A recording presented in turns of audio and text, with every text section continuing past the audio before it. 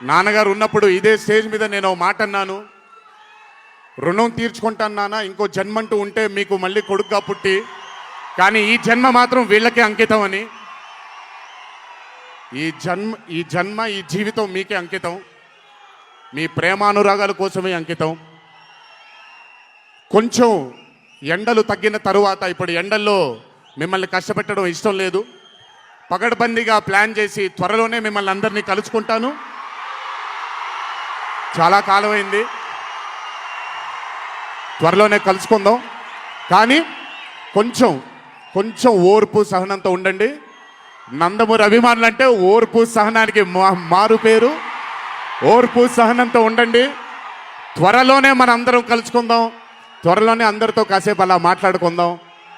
So కొంచెం వ్యవధి ఇవ్వండి ప్లాన్ చేయడానికి. ఎందుకనంటే ప్లాన్ చేసినప్పుడు బాగుండాలి, అందరికీ నీట్గా ఉండాలి, కాబట్టి కొంచెం వ్యవధి ఇవ్వండి. తప్పకుండా ఈ సంవత్సరం అయితే తప్పకుండా కలుస్తాను మిమ్మల్ని.